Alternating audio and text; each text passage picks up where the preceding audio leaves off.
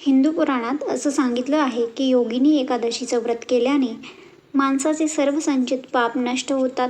तसेच जे फळ किंवा जे पुण्य 88,000 ब्राह्मणांना भोजन घातल्याने मिळते, तेच पुण्य केवळ एक दिवस मनापासून योगिनी एकादशीचं व्रत केल्याने प्राप्त होते.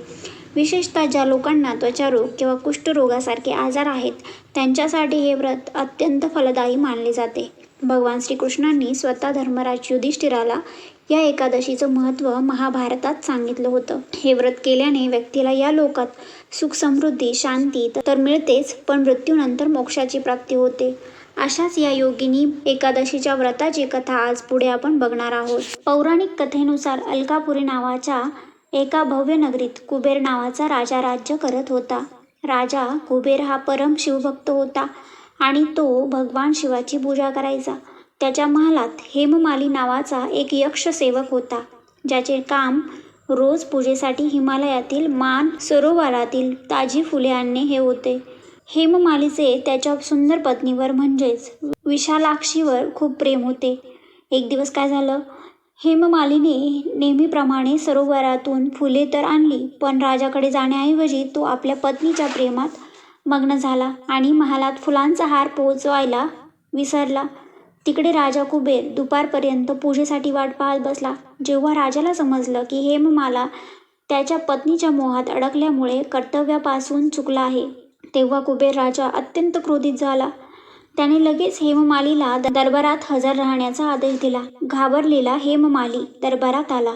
राजा कुबेराने रागाच्या भरात त्याला शाप दिला की तू देवाच्या पूजेपेक्षा स्त्रीमोहाला प्राधान्य दिलंस, म्हणून तू या क्षणापासून तुझा देह स्वर्गलोक गमावून बसशील आणि पृथ्वी लोकावर जाऊन तुला कुष्ठरोग त्वचारोग होईल आणि तू पत्नीच्या विरहाने तडपशील.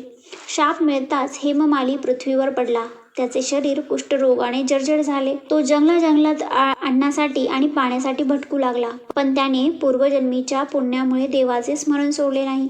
भटकत तो एका दिवशी हिमालयात राहणाऱ्या मार्कंडेय ऋषींच्या आश्रमात पोहोचला. मार्कंडेय ऋषींनी त्याची ही दयनीय अवस्था पाहिली आणि त्याला याचे कारण विचारले.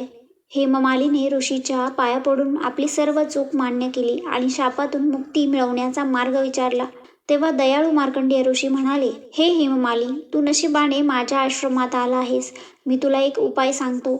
आषाढ महिन्याच्या कृष्ण पक्षात येणारी योगिनी एकादशीचे तू पूर्ण नियमाने व्रत कर. या व्रताच्या पुण्याने तुझा कुष्ठरोग पूर्णपणे बरा होईल आणि तुला तुझे जुने रोग परत मिळेल. हेममालीने ऋषींच्या सांगण्यावरून अत्यंत श्रद्धेने भक्तीने योगिनी एकादशीचं व्रत केलं. या व्रताच्या प्रभावाने त्याचे शरीर पुन्हा सोन्यासारखे चमकू लागले. त्याला रोगातून मुक्ती मिळाली आणि तो पुन्हा आपल्या पत्नीसह अलकापुरी नगरीत आनंदाने राहू लागला. तर मित्रांनो, ही होती योगिनी एकादशीची संपूर्ण शास्त्रोक्त कथा. ही माहिती कशी वाटली हे मला कमेंट करून नक्की सांगा. जर व्हिडिओ आवडले असेल तर या व्हिडिओला लाईक करा आणि तुमच्या मित्रपरिवारासोबत शेअर करा आणि अशाच आध्यात्मिक व धार्मिक माहितीसाठी आमच्या चॅनलला सबस्क्राईब करायला विसरू नका. भेटूया पुढच्या व्हिडिओमध्ये. तोपर्यंत रामकृष्ण हरी.